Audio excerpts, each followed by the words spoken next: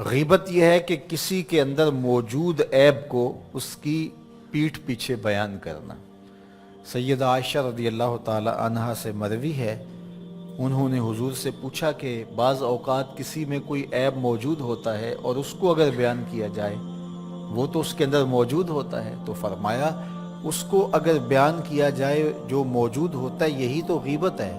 اور اگر موجود نہیں ہے تو بیان کیا جائے یہ تو بہتان ہوگا، جو کبیرہ گناہوں میں سے ایک گناہ ہے۔ اور کسی کے اندر عیب موجود ہو اور اس کو بیان کرنا اور اس کی شرعی ضرورت نہ ہو، آپ کو عدالت میں گواہی دینے کی نوبت نہیں آئی ہے، کسی نے آپ سے نہیں پوچھا کہ میں فلاں کے بیٹے سے رشتہ کرنا چاہتا ہوں تو وہ کیسا ہے، تو یہ مجبوری ہو تو پھر تو بتانا پڑے گا کہ وہ نشے کا عادی ہے، تو اپنی بیٹی کو اس دلدل میں نہ پھینکیں، وہ ایک الگ بات ہے۔ کوئی ضرورت شرعی نہیں تھی، کوئی اخلاقی ضرورت نہیں تھی، تو اس کے بغیر کسی کے عیب کو اچھالنا، لوگوں کو اس سے بدظن کرنا، اس سے نفرت دلانا اور خام خواہ اس کی آبرو ریزی کرنا، یہ سخت جرم ہے اور یہ کبیرہ گناہوں میں سے ایک بڑا گناہ ہے۔ اور یہ بات ذہن میں رکھیے گا کہ اگرچہ غیبت عام ہو گئی ہے اور عام ہونے کی وجہ سے اس کو عیب نہیں سمجھا جا رہا، تو اس کا یہ مطلب نہیں ہے کہ یہ عیب نہیں رہا، یہ پھر بھی عیب ہے اور اتنا بڑا گناہ ہے کہ فرمایا گیا الغیبت اشد من الزنا، غیبت بدکاری سے بھی بڑا گناہ ہے۔ اور پھر بدبختی، معاشرتی قدروں کی پامالی یہ ہے کہ کسی کی بدخوئی کرنا یہ تو معمول زندگی لوگوں کا بن ہی گیا، لوگوں کی بیٹیوں کے تبصرے لوگوں کی مجلسوں میں آ جاتے ہیں۔ یہ کتنی بد نصیبی ہے کہ کسی کے گھر کی باتیں وہ 100% درست ہی کیوں نہ ہو، اس کی بیٹی کا تذکرہ، ماں بہن کی باتیں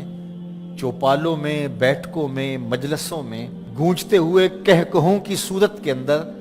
بیان ہوں، تو ذرا بتائیے کہ وہ معاشرہ کوئی معاشرہ ہے؟ آج میں اور آپ دیکھیں کہ ہم کہاں کھڑے ہیں۔ اور آقا کریم علیہ الصلوۃ والسلام کو یہ چیز دکھلائی گئی کہ تانبے کے ناخنوں سے اپنے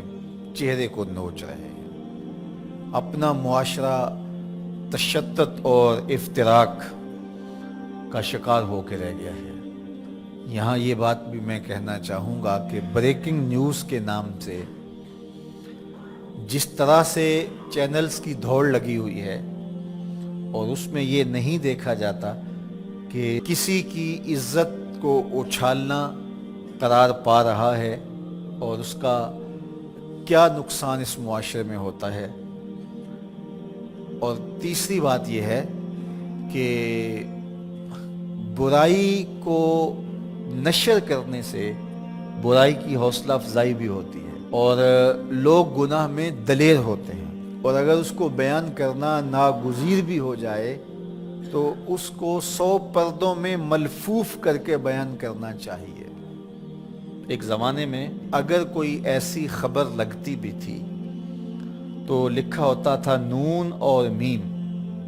نام نہیں لکھا ہوتا تھا، دونوں قابل اعتراض حالت میں پائے گئے اور پولیس نے موقع پر گرفتار کر لیا۔ تو نون اور میم لکھا ہوتا اور قابل اعتراض حالت، بس یہی ہوتا۔ اور اب یہ بریکنگ نیوز کے چکر کے اندر کیمرہ لے کے اندر گھس جاتے ہیں اور قوم کو دکھا رہے ہوتے ہیں، اور ہم اگر میڈیا پہ آئیں اور دیکھیں تو لگتا ہے کہ معاشرے کے اندر برائیاں ہی برائیاں ہیں، اچھائیاں نہیں ہیں۔ تو میں ایک دفعہ ایک میڈیا کے ساتھی سے کہا کہ نیوز ویلیو صرف برائی ہی کی کیوں ہے، نیوز ویلیو اچھائی کی کیوں نہیں ہے؟ اچھائی کو بیان کیا جائے، برائی کو بیان کرنا مقصود بھی ہو تو اس کے لیے ملفوف لفظ ہونے چاہیے۔ آپ سورہ یوسف پڑھ سکتے ہیں، قرآن مجید کا اسلوب دیکھ سکتے ہیں، پوری سورت کے اندر منفی کرداروں کا نام نہیں ہے، چاہے وہ حضرت یوسف علیہ السلام کے بھائی ہوں یا عزیز مصر کی بیوی ہو، ان کا کنایے سے ذکر کیا گیا۔ اور جو مثبت کردار تھے، سورہ یوسف اٹھا کے دیکھیے، بار بار یوسف صدیق کے لفظ آ رہے ہیں۔ یوسف یوسف کی پکار آ رہی ہے، حضرت یعقوب کا ذکر آ رہا ہے۔ اللہ اکبر۔ تو اچھے کرداروں کو ابھارا جائے اور برے کرداروں کا ذکر کرنا بھی ہو تو ملفوف طریقے سے، تو معاشرے میں صالحیت پیدا ہوتی ہے۔